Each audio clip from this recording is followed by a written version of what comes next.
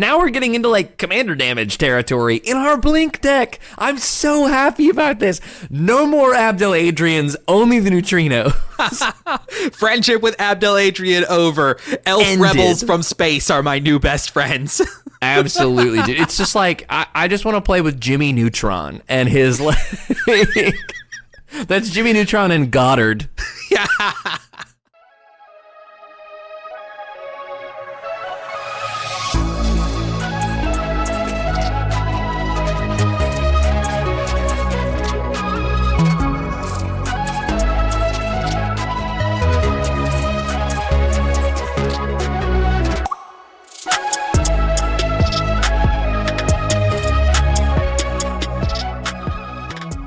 Hey everybody, welcome to another episode of Cards You Missed. If you've not been here for a while, you may not know that this is one of our favorite episodes to do here on the MTG Thoughtcast. We talk about all things super powerful, uncommons, and commons because those get missed over. So you don't need to look through them. We looked through them, and we're going to tell you all of the most powerful commons and uncommons from Teenage Mutant Ninja Turtles.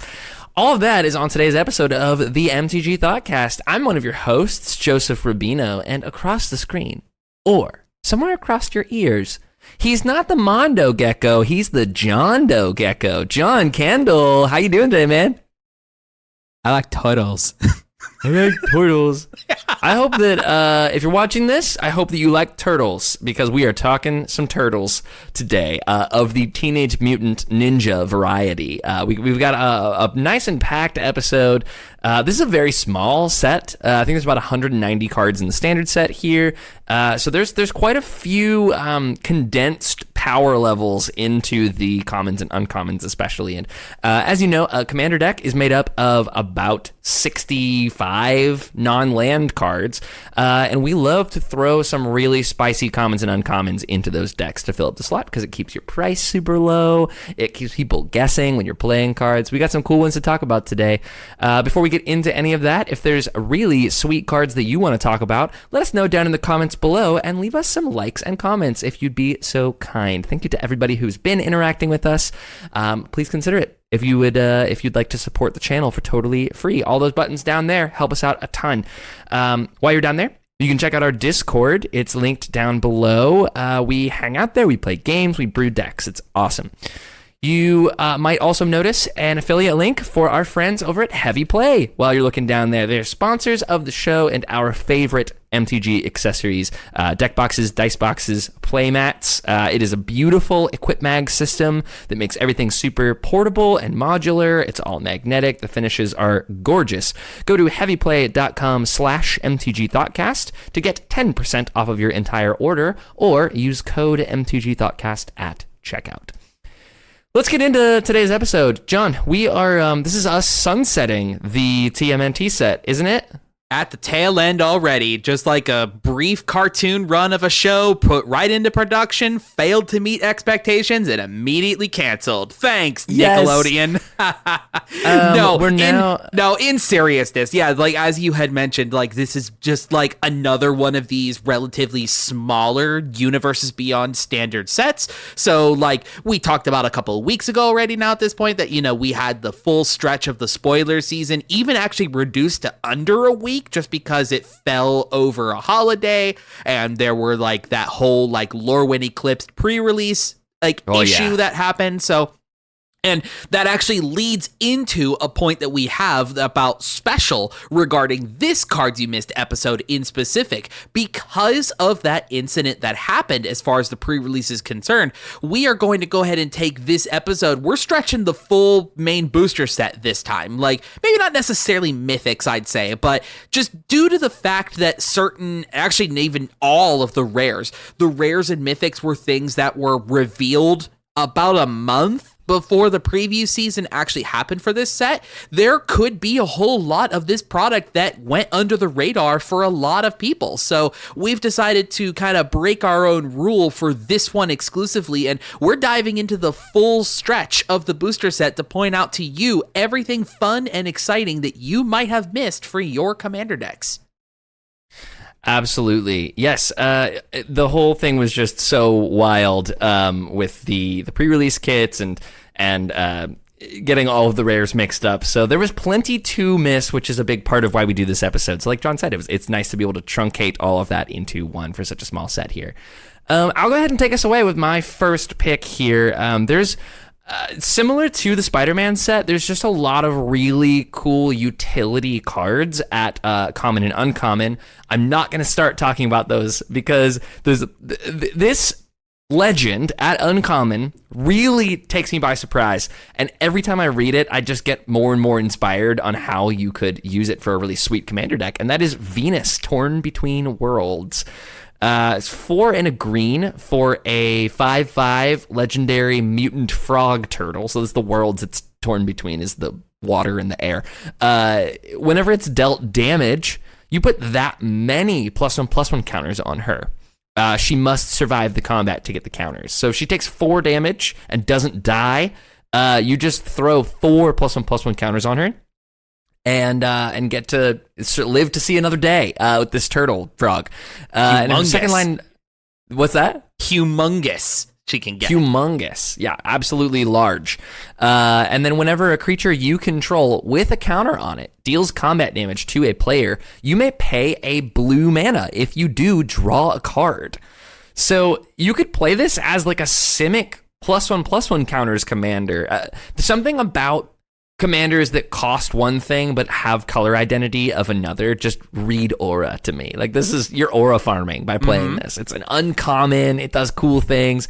Having that stapled on to this 5/5, like, it's a huge creature that continues to get bigger. You can obviously throw in fight spells with this to like deal damage to a 4/4, kill it, put 4 more +1/+1 counters on this. Like, Barroom Brawl with Venus is awesome. This is so sick. Yeah, dude, it's so sick. Fight spells are particularly good, so you have a ton of that.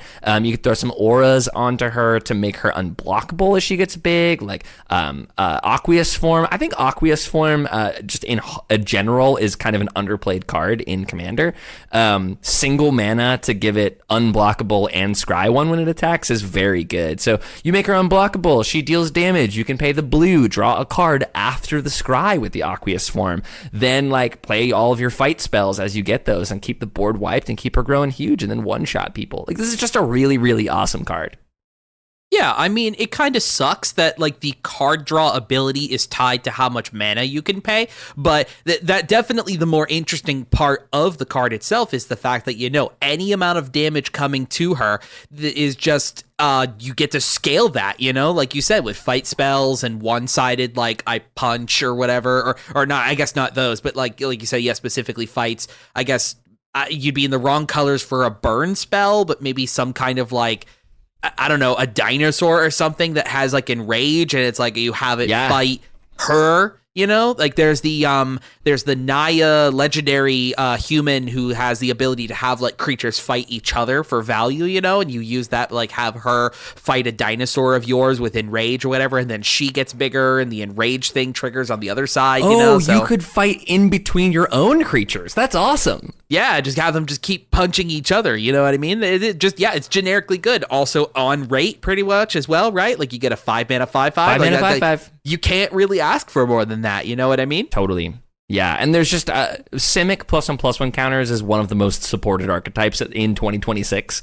So it's not like you'd be digging super deep to find like a really niche strategy to make her work. Like anything that works with Simic +1/+1 counters is just amazing. Even like throw her in the turtle power precon. Like she is a turtle. She's not a ninja, but a frog turtle. So like triggers off all the turtle stuff, deals with +1/+1 counters, gives you some draw off of your other turtles that have +1/+1 counters to them. Like, Venus is just awesome. It's a really cool card. The art is also beautiful, and I'm grateful to see some good art in this set that doesn't have pizza in it.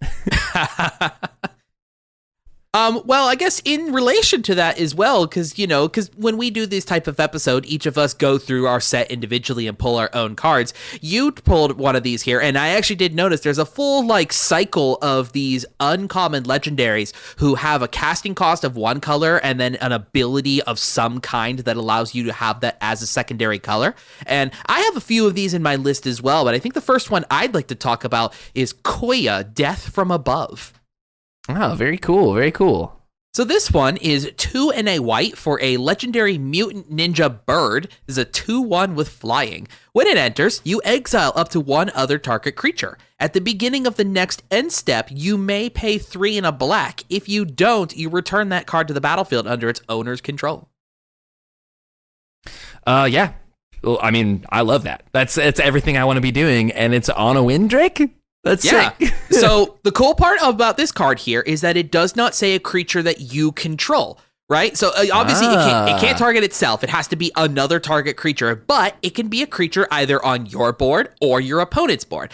Obviously the opponent's board is what you're looking to do for when you go to that end step trigger of being able to pay 3 and a black, because that then means that the card exiled by Koya, you pay the 3 and a black, it's gone forever at that point. But if you choose to blink out away, exile away one of your own creatures and choose to not pay the 3 and a black at your end step, your own creature will come right back into the play. So what I'm looking at with a card like this is a very interesting shell for a white-black blink deck of some kind, where you are utilizing its own, like, you know, the kind of things you can do with, like, Charming Prince and Flicker Wisp and other of those, like, white creatures that, like, bounce themselves I'm an enjoyer. out. Yeah, that bounce themselves out and in. You're utilizing this potentially as your commander to start also be part of that chain of cards that exit out, enter in at the end step, blink something else out until the next person's end step, and you've got this chain of these creatures blinking each other in and out just during the entire rotation, just during your opponent's turns. But then when you've got the built-up mana ready to go with it, Koya being part of the equation of your blinks going in and out, you can then start having her target your opponent's creatures. And then at end step, you pay the cost, and that thing just remains in exile. And just even outside of being able to pay the cost at end step, by the way, this is a blinks out something until the end step. That just in and of itself is great for clearing the way for attackers and other things of that nature. You know what I mean? Removing somebody's threat, even if it's temporary, still gets that body off the battlefield for you. Yeah, having the option of it being removal on tap is really, really sick. I think that what this is mostly going to do, because it's almost like Philia. Like this is a very popular blink commander. It adds black into it and gives you the option to have removal on tap. Like that's all really great things, especially on an uncommon with evasion. That's really good. Yeah, Koya is also a fantastic thing, even though you wouldn't get to keep the tokens long term. But I think if you did like Myriad on Koya, the token copies would enter, they'd blink a thing away, and then I think you would still have the end step 3 and a black trigger, I think, because it's a delayed kind of thing. So even if you would, yes. Yeah, so make Myriad clones of Koya, Totally. And then you've got multiple instances of, oh, hey, blink those other opponent's creatures away until the end step, and for any of them that you've got 3 and a black to pay for, they're just gone forever. Yes. I realized before I see the comments about it, I understand that Philia is an attack trigger, and this is an ETB trigger. They're very different cards, but it's just little creature that does blink things. Yeah. A similar vibe. Yeah, similar vibe, but different trigger stances. But yeah, Koya is very sick. I like this one a lot. Totally. I love it. Well, I'll segue us into some more blink because that's weirdly supported in this set. It's time for us to talk about the neutrinos. Yay! The neutrinos is so sick. It's the weirdest art. I don't understand anything about it. I don't know TMNT. I don't get it. But Elf Rebels, it's 2 red and a white for a 2/4 with flying. Has a glorious return of Alliance. Alliance is such a cool ability that's back. So Alliance of whenever another creature you control enters, the neutrinos gets 1/0 until end of turn. So buffs its own power up. And then whenever the neutrinos attack, exile up to 1 target creature you own, then return it to the battlefield under your control, tapped and attacking. Guys, we're blinking and we're trying to end the game. This is perfect. Couple things I love about the neutrinos. First of all, Boros Blink. You know I'm in, baby. I've been there since Nahiri's Resolve. If you've been around, one of our first episodes of the show was about Aftermath, the March of the Machines, the Aftermath. It was battles, and then it was Aftermath cards, and I've been riding the train of Nahiri's Resolve since day freaking in one. So this feels like a very fitting commander because it gives, 1/1 haste and blinks things. The neutrinos, what's cool about this? You obviously can like get an attack trigger off on something else, blink it, it comes back in, tapped and attacking. You can also pick something that just came in that turn and doesn't have haste, and it gives it pseudo haste the long way, where like you swing with it, you blink something that you've just played, it comes back in, tapped and attacking. That's like it attacked this turn with haste. It just obviously would dodge any attack triggers that it had because of the tapped and attacking clause. But man, that's so sick to me. And the fact that the neutrinos is going to be probably attacking as a 3/4 minimum most of the time. But like, God, you play like a Hordling ambush or a Hordling outburst before this and make like 3/1/1s. Let's say you've got Nahiri's Resolve in play. They're all actually 2/1s with haste.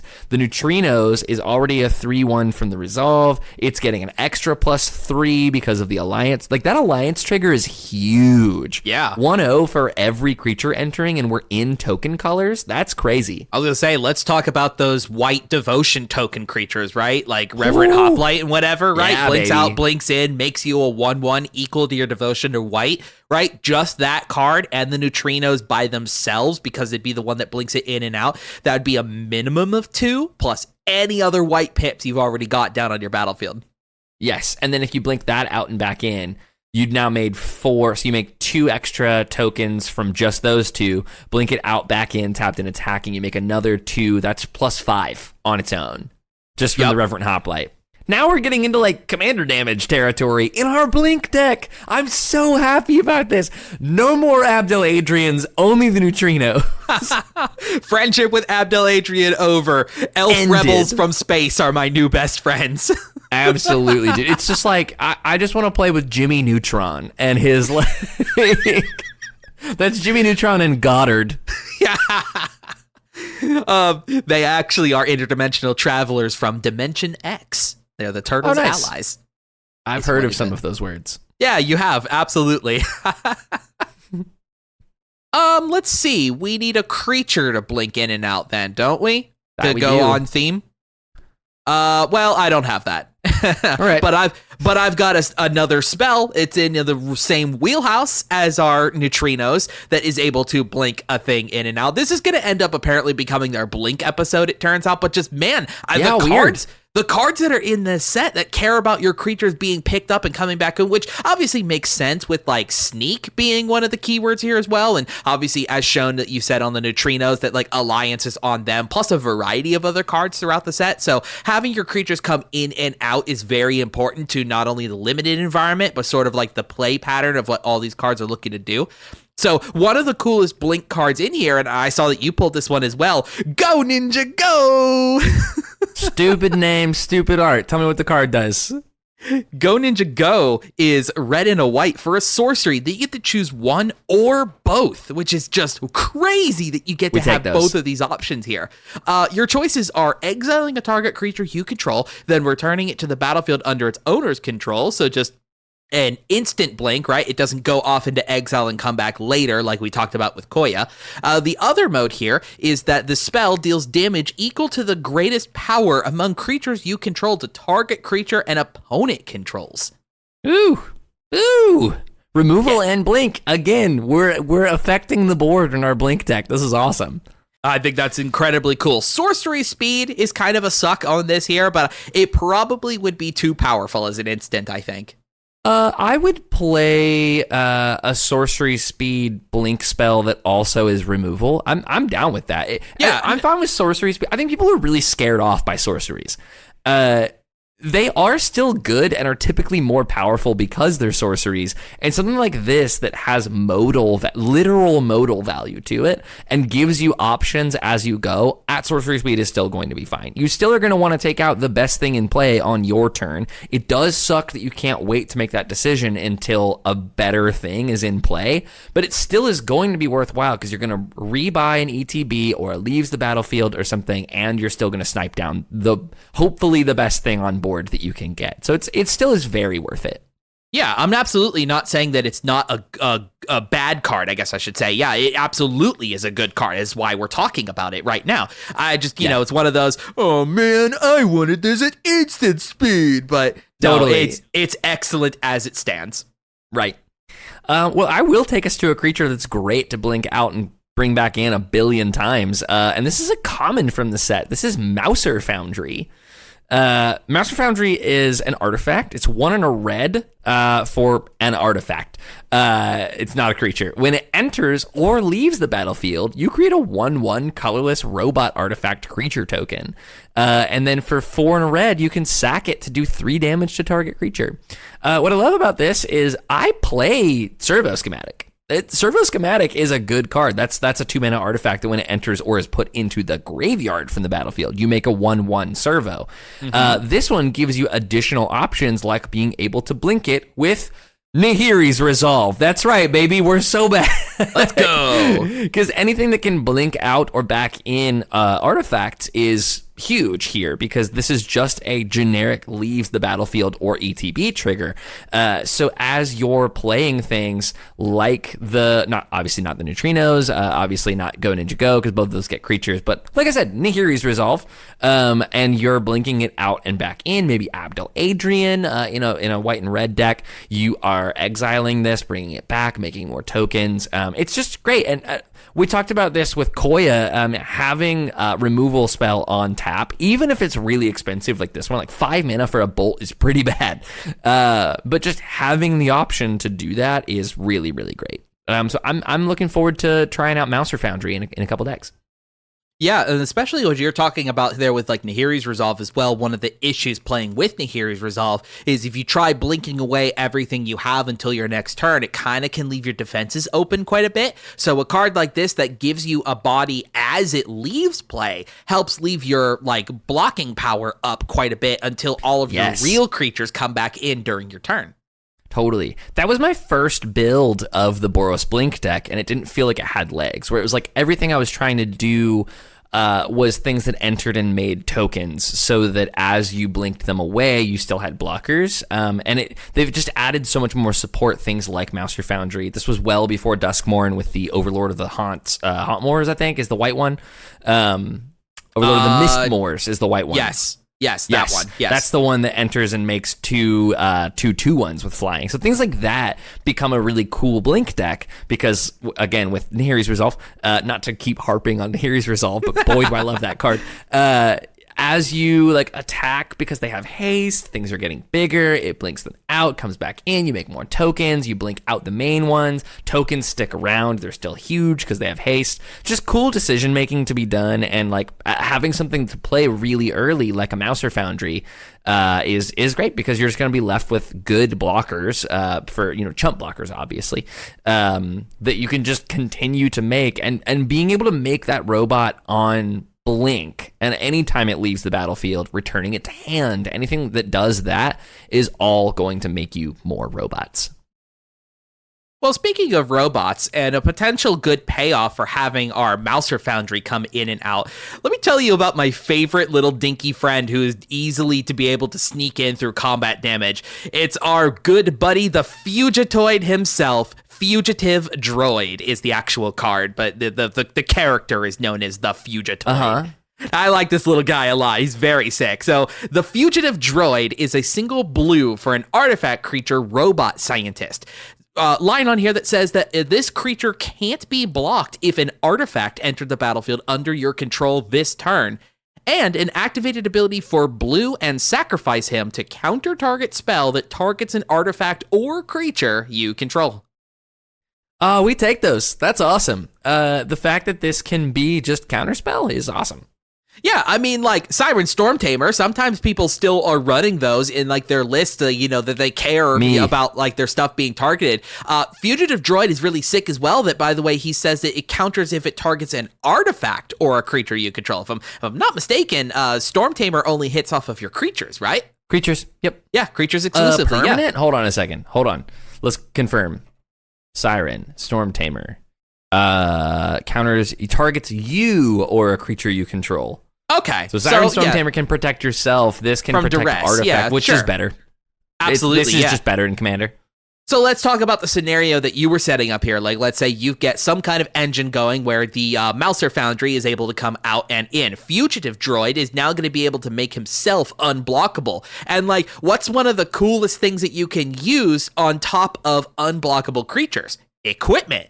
Guess what equipment are? Artifacts. Now we've got this blue, maybe red, whatever artifact equipment themed shell that you've got this little guy here who is going to instantly start getting your early game damage off of the equipment that you cast. And then once you find a better target later on, Fugitive Droid can sit here, maybe continue to make some chip damage against your opponents as these artifacts are coming into play, but then just be that on-tap sacrifice outlet to protect, again, either your creature or the equipments that you are playing as well. The fact that it can act as protection against some of those, right?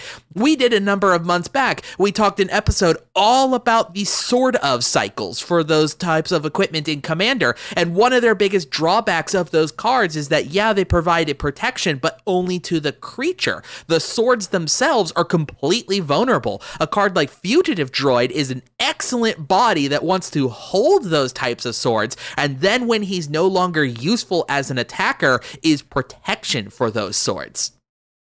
Really, really sick. The being able to protect. I mean, I also love, like, what's the owl? The Arcanist, or no, Judge's Familiar. Judge's Familiar, yes.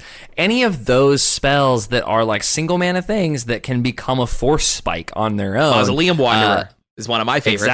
Exactly. And Siren Stormtamer, I still play that in decks where I care about my commander not being targeted because it's a threat on its own. Like you said, you can suit up, and in the pinch, you can on tap have counter a spell, or at least threaten to activate. That's the biggest thing with a card like this is threat of activation, where like if somebody has a removal spell for an artifact, and they're staring down the board, and someone has an unprotected Soul Ring, and you have a Soul Ring, and this guy, you have the Fugitive Droid, they're going to target somebody else's thing, and you're still not going to have to activate this guy. Like, no one ever plays their removal into the person who has threat of activation. So even just having that on tap is going to protect your artifacts more than you think that it's going to. I'm a huge fan of stuff like that. Yeah, and even if you have an opponent that is absolutely gunning for you, it means that they've got to burn removal on him first before going after your real targets. Totally. Yeah, it's really, really sick. I love this little guy. And man, anything that becomes unblockable, you've got my attention. Mm-hmm. I bet that they didn't make him legendary because they would have to up his mana cost, and they want to keep him really little. That would make sense.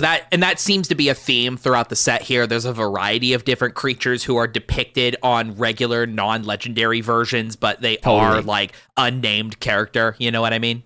So the Fugitive Droid is a cheap little guy who can get in unblocked, and he's seeded in the set for a mechanic called Sneak, which is printed in here. And there's a couple of really, really good Sneak cards. The one I really want to talk about is Donatello's Technique. This is 2 and a blue for a sorcery that says draw 2 cards. Guys, it's divination with set mechanic. This is a particularly good one. So Sneak, it's Sneak for a single blue mana, and you may cast this spell for a single blue mana if you also return an unblocked attacker you control to hand during the declare blockers step. So that's a very wordy reminder text. That is 1, 2, 3. That's like 4 lines of reminder text that basically says if you have a creature that did not get blocked, you have the option to play this card for its sneak cost rather than its main cost, which also circumvents the fact that it's a sorcery and you get to cast it in the middle of combat rather than on a main phase. So divination, obviously a very playable card, especially in limited environments. It's not necessarily like a commander staple, but man, the option to pay a single mana for draw 2 cards, I'm intrigued by. I'm curious what you think. Yeah, so Sneak is incredibly interesting, and I think the most fascinating design of these Sneak cards is like what you're talking about right here, the ones that come on the spells that are not creatures. It's quite an interesting facet of like, based on what the card ability is able to do, do you sacrifice those points of damage in favor of getting the cost reduction or whatever other benefit applies to the spell that you're casting? You know what I mean? Yeah, for sure.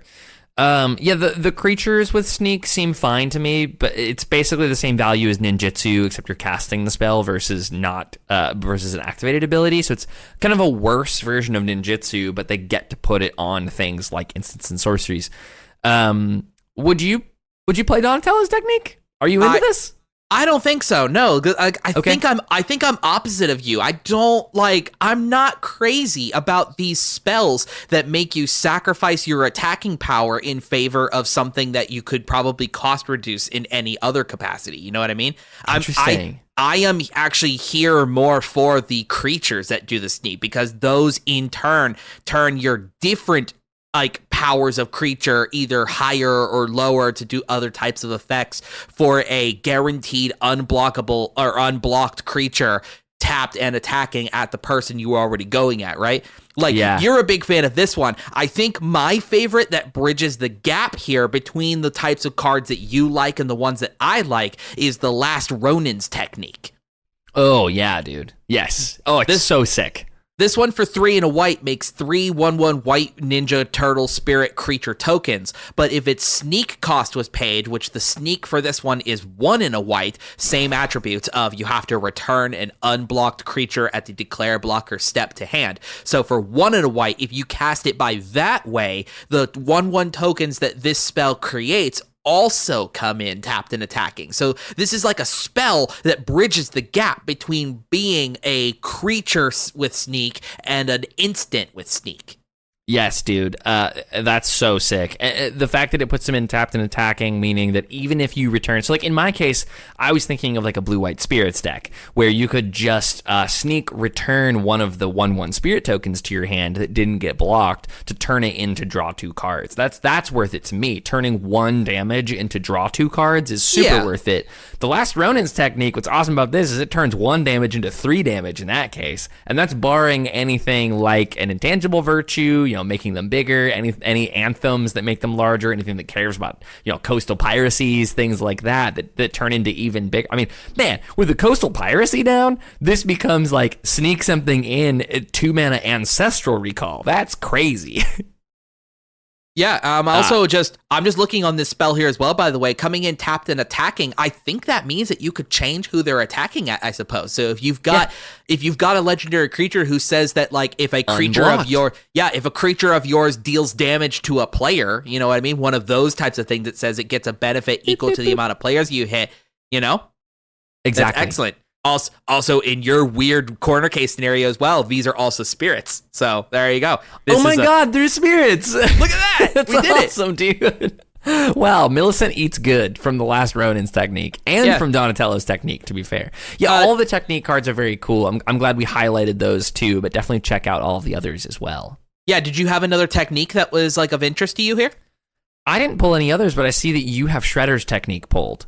I do. I like this one quite a lot. This one is 2 and a black for a sorcery. It also has sneak. It's sneak for a black. Same thing that we've just been talking about. It destroys a target creature or enchantment. And if an enchantment was destroyed this way, you lose 2 life.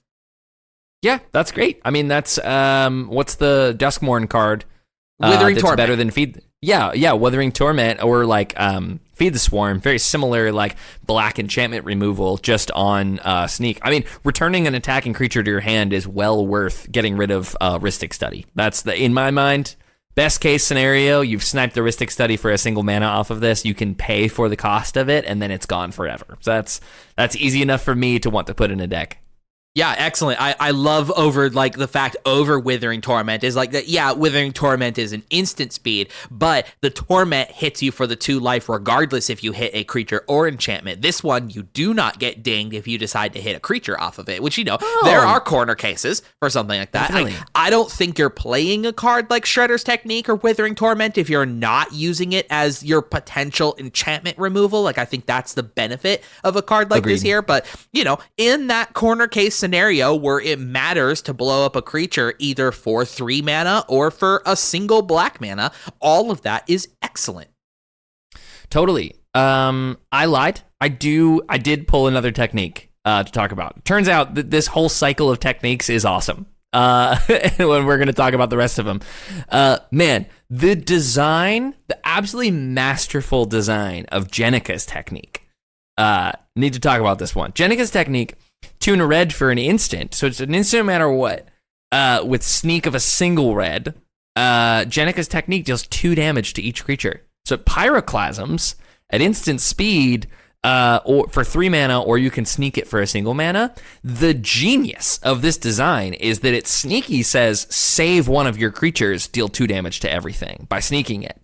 So if you attack with something that is 2 toughness or less and it doesn't get blocked, it would typically die to the Jenika's technique, but you can sneak it, get a mana reduction, and pull that thing back to your hand so it doesn't die. God, I think pick up a Ragavan off of this.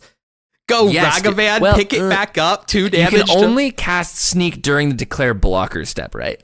Yeah, you can. That's where ninjutsu gets better, is because it just needs to be an unblocked attacker. So you could get the Ragavan hit and then pull it back. Again, still, if you're in a world where you're going to like wrath the board with a Ragavan down, you'd be happy to save it, or anything like that. So I'm thrilled. What's the hold on? Sneak is an activated. No, it's a cast. You may cast a spell if you also return it. How does this work with Norn the Wary? Because you cast a spell, it would blink him out. Is it part of the cost to sneak it? Norn blinks himself out as well when a creature attacks, so he would never make it to declare blocks. Oh, he would never make it. That's so fair. Yep. Yeah. Cool. Never mind. Yeah. Yep. Norn also. Yeah. He also says that like nobody can do anything with Norn down in play. He's just like anything happens, I'm gone. That's awesome, dude. I love that. That is it. So I had that one. New Generations technique is also really cool. I know you love Explosive Vegetation, and this is... I do! Explosive Vegetation with set mechanic. So it's 4 mana to put 2 basic lands onto the battlefield tapped and then shuffle, or you can sneak it for 3. So for sneaking it, you get the cost of a Cultivate, but you get the value of both of those lands coming into play like an Explosive Vegetation. So I like this one a lot if you're in a deck that cares about ramping and attacking. There's some world where you want to do that. I don't know how often, but the fact that this is just Explosive Vegetation, like that's a relatively playable card in at least your book. So the fact that this is just that plus an option to play it for cheaper and bring a creature back to your hand. Like, God, you could bring back a Arboreal Grazer. You attack somebody with this 0/3, return it to your hand. You get the Arboreal Grazer. Totally, Birds of Paradise. No one's blocking a Birds of Paradise. Like it's an 0/1 with flying. Like that's awesome, dude. I would say with all of these new techniques and with Sneak, stock in Ornithopter way up. I'm throwing Ornithopter in any deck that has Sneak because you could sneak it back and then immediately play it back down after you return it to your hand. That's the old ninjutsu trick. That's the Satoru Umezawa playbook right there. I love that.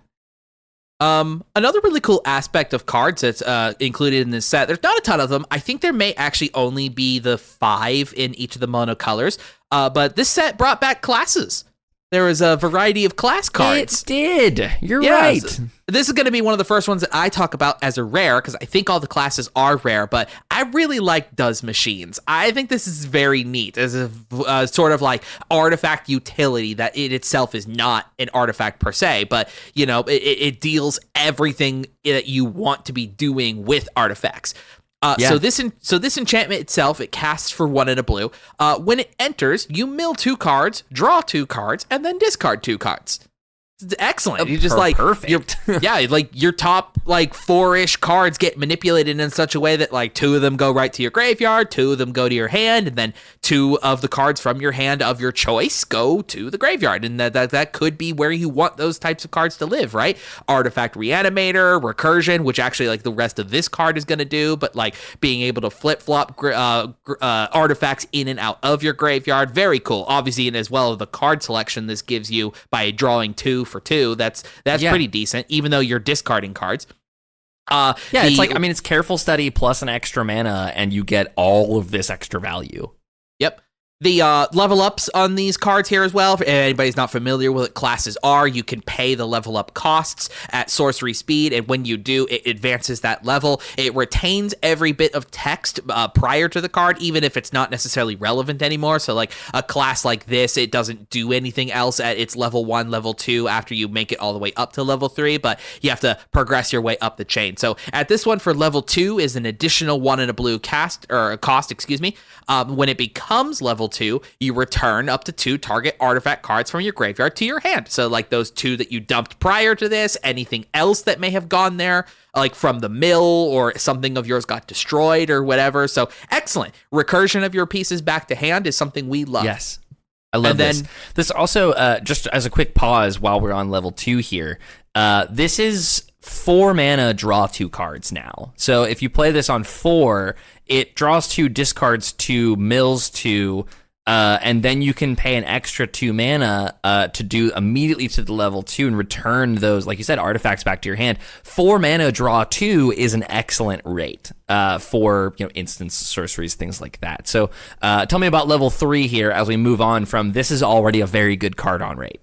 Yeah, so level 3 for 4 in a blue, it now gains the static ability here on the enchantment that it says at the beginning of combat on your turn, put 3 +1/+1 counters on target artifact you control. If it isn't a creature, it becomes a 0/0 robot creature in addition to its other types.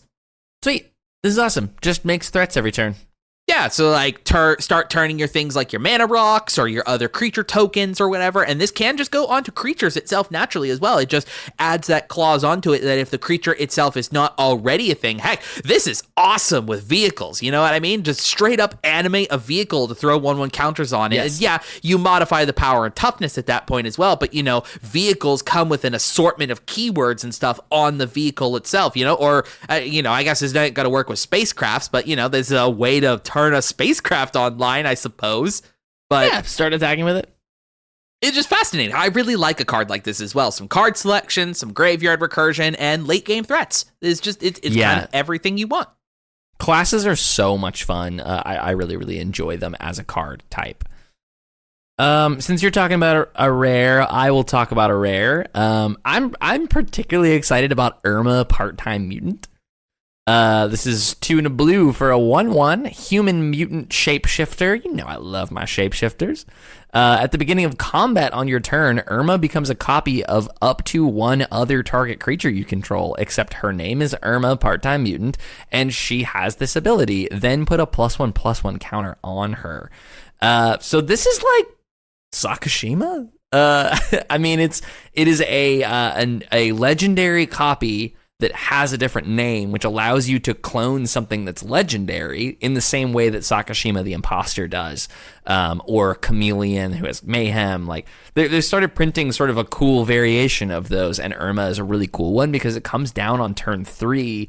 So like, let's say you have your commander costs 2, and you want to make copies of it. Irma comes down on 3 and can immediately become a copy of it the turn it comes down because it's on combat. It does it, and then starts getting +1/+1 counters. What's nice too is you can continually target the same creature, and this just reads put a +1/+1 counter on it every combat. So this, regardless of what happens, as long as you have another creature to target with Irma, every turn it will grow by a single +1/+1 counter, let alone if you have anything like Kami of Whispered Hopes or anything like that starts to adjust +1/+1 counters as you go. Man, this becoming a copy of Kami, oh man, that's crazy. Now you've got 2 Kamis and it's getting +3. Okay, hold on a second. Because it would be the clone prior to the counter being put onto it, right? And it's a replacement effect, so it doesn't check on the stack. So if you make this a copy of Kami of Whispered Hopes, it then sees 2 of those, and it'll put 3 +1/+1 counters on itself. Sick play, dude. Excellent. That's awesome. Now, the only thing I do want to preface, now that you've gone through and talked about all the card itself, by the way, this is out of the Commander deck. This is not a card that's part of the main booster set, but it's still a very cool one. Definitely.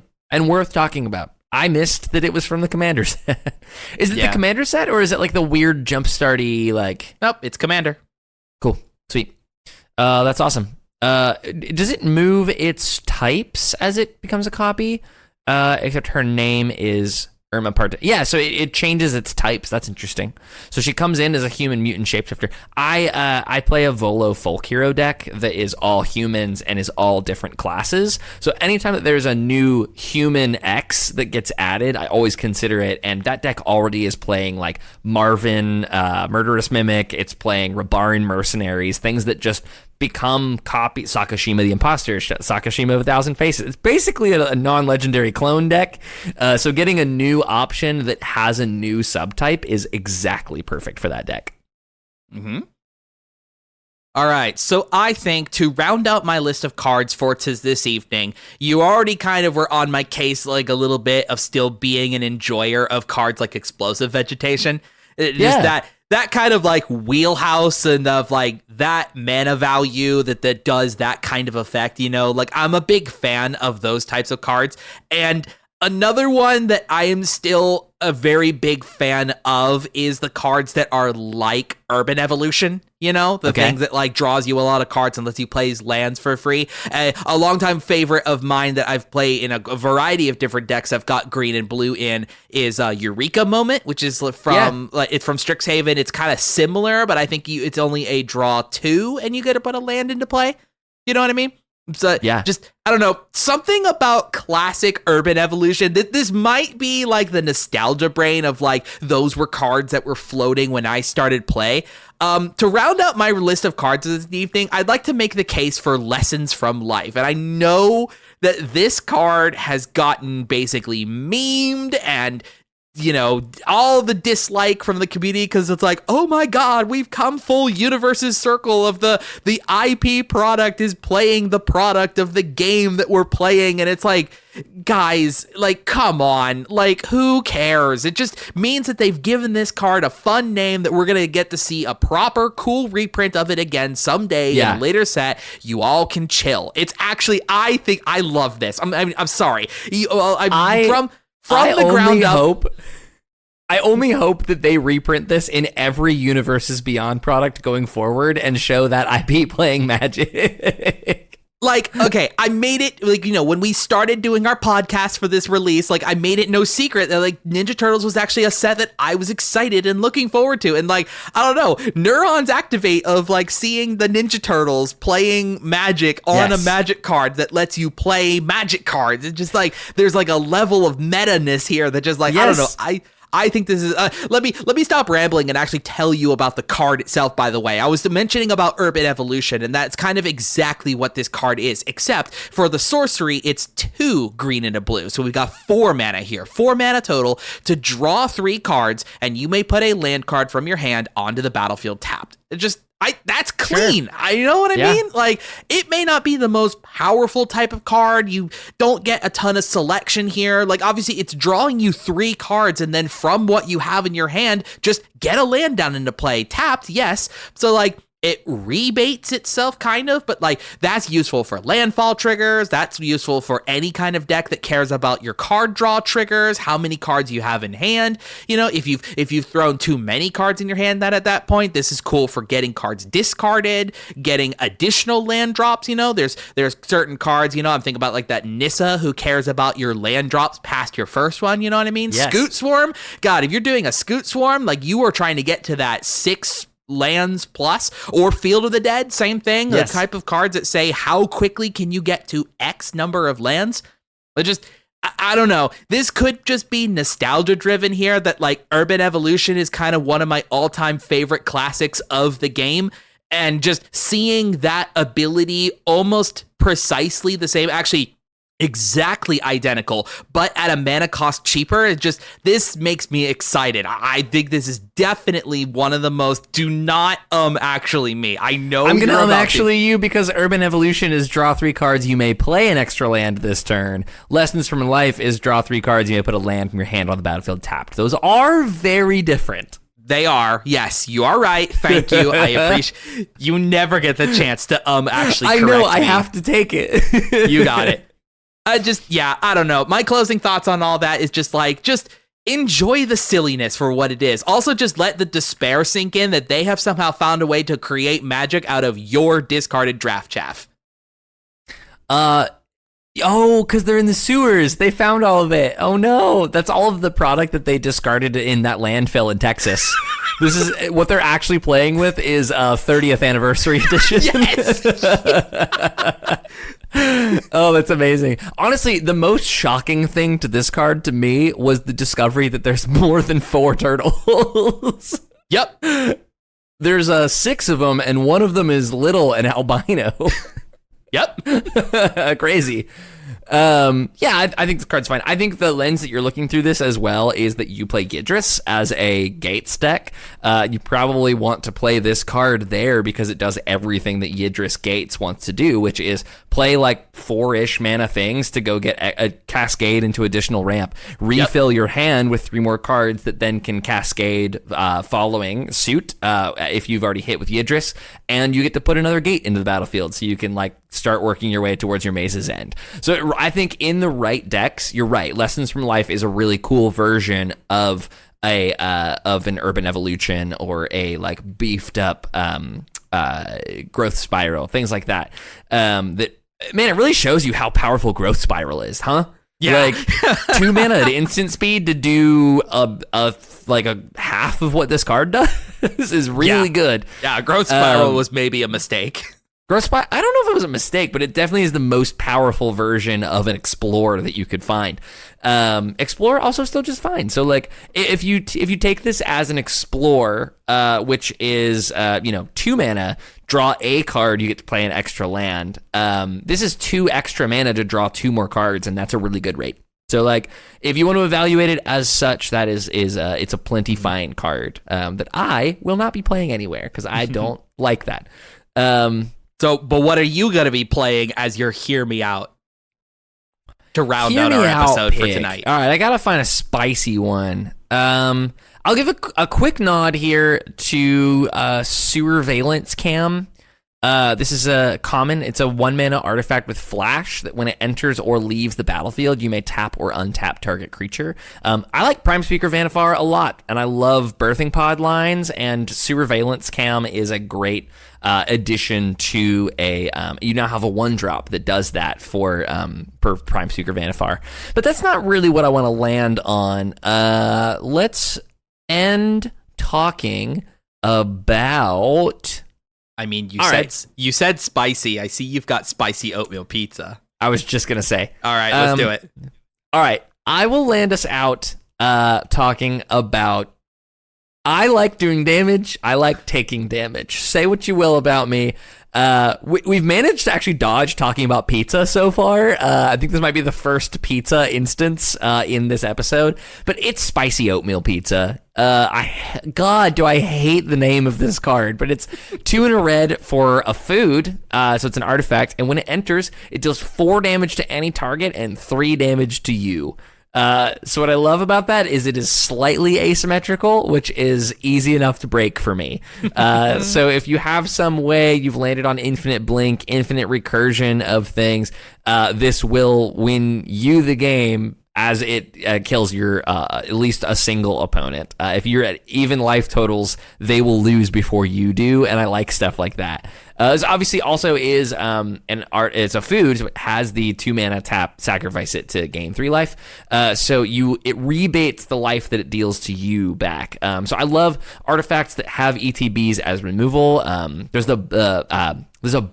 Chainsaw is actually kind of similar to this from the Duskmorn set. It's a 2 mana equipment that deals 3 damage to something as it enters. This 4 damage to any target. If I'm playing this in a deck, I'm going to have a note scribed onto the side of how many times I've killed somebody with spicy oatmeal pizza, just to keep track, a little mini game for myself. Like I know some people do like a sign in blood, like how many times in a year can I sign in blood kill somebody? I would have how many times in a year can I spicy oatmeal pizza kill somebody? Yep. Also, spicy oatmeal pizza kill, new band name called it.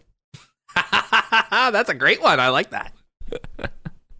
Easy enough. That's my hear me out pick for sure. There's a handful of other ones, like I think a quick mention for Turtle Lair, as like if you're playing a Changelings deck, Turtle Lair is excellent because it's a land that taps for any color for ninjas and turtles.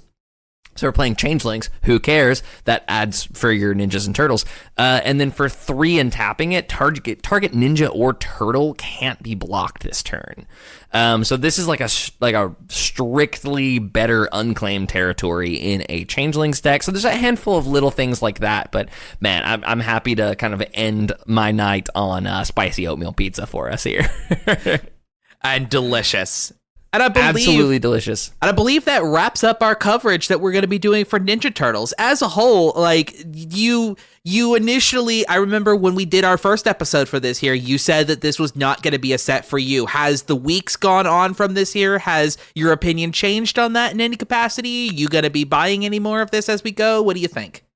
Can I soapbox for a second? Absolutely.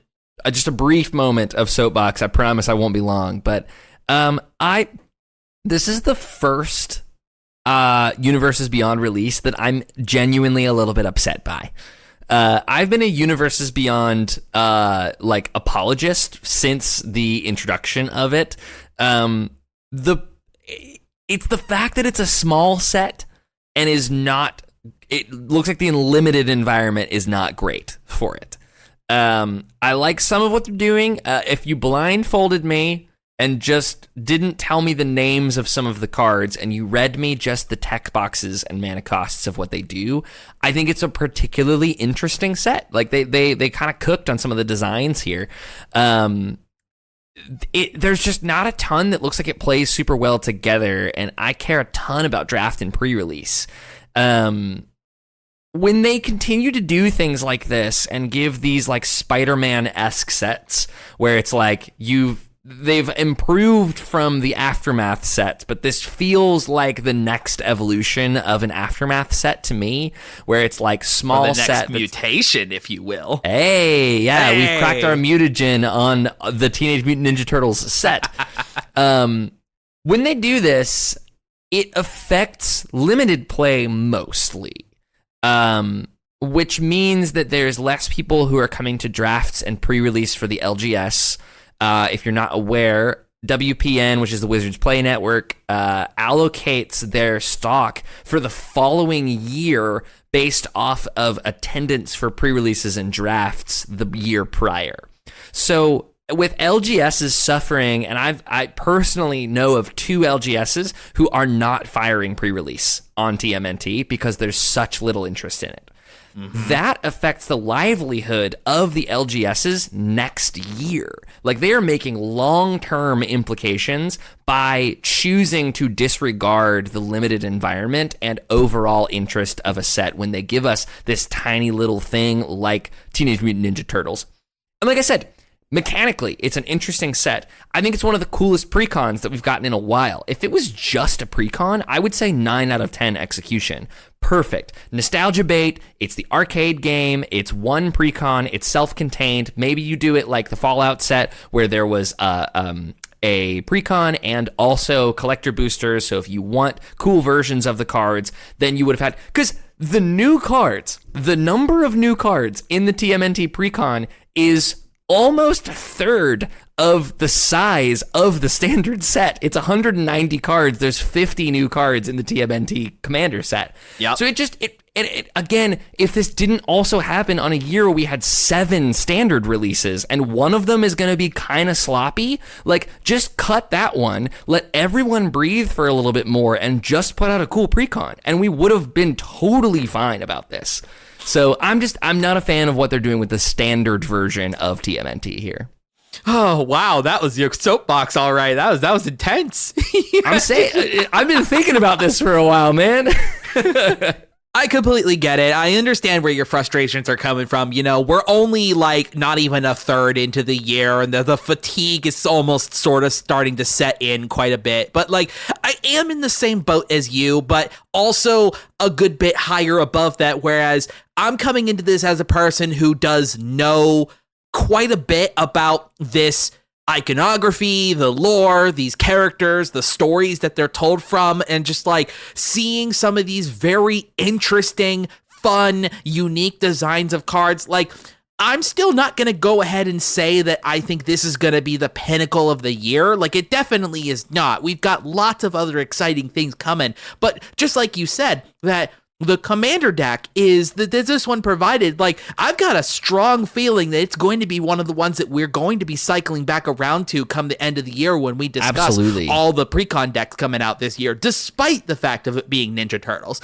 And as we have gone through on basically the entire length of this episode, there are some very fascinating and interesting and cool designs of cards, both within the lore that fit the theme of Ninja Turtles and just broad stroke of like Magic as a whole, that just like there's some very interesting, new, exciting build directions for a variety of cards stretching from common all the way up to mythic. And that kind of build structure to it, like there is evidence here that this was designed and cared for like way more than Spider-Man, not to bring it back up again, but like, again, we know that Spider-Man started out life as a completely different product from what was given to us on booster shelves. This one, we know, granted, I think I read somewhere that the designing of this one, this was about a 17-month long project I think they worked on here. So like, this didn't cook in the oven for 4 years at a stretch, but somebody went through with the comb to make sure that the cards function and feel like they can be played in decks, despite the fact of what your feelings are about Ninja Turtles as a whole. And totally. That still is not going to call it amazing, but we're in the step of the right direction, I think, of these. If we have to have Universes Beyond printed as booster product sets, like, it's working its way better, at least in my opinion anyway. I know it's baby steps. You seem to have a different opinion about that, but this is why we have a great dynamic here of the channel, is like, we've got this agree to disagree sort of dynamic between the two of us about like, I'm someone who cares for and likes Ninja Turtles, and a set like this has been quite exciting for me, and that's awesome. I'm so glad. And from here, we'd like to turn that now to you. Tell us what you thought about the Ninja Turtles set as a whole. Have you been making any purchases of the products? Have you been playing the Commander deck? We'd love to hear all about it down in the comment section down below. You can also reach out to us directly on our Discord channel that is also linked in the description box down below. Both of us are also available on Blue Sky, our social media of choice. That is at MTG Thoughtcast, at Blue Sky, not at BSky, it's .bsky.social. Can you tell I don't do the outro that often? Yeah, I'm loving this. I nailed it. Yeah. And to make Joseph's day that much brighter, you can send him an email at mtgthoughtcast@gmail.com. Absolutely. Thank you so much for watching, and we'll see you so soon with another non-turtle, as we come back to this, another non-turtle episode of the MTG Thoughtcast. Thank you so much for watching, and we will see you so soon. Cowabunga.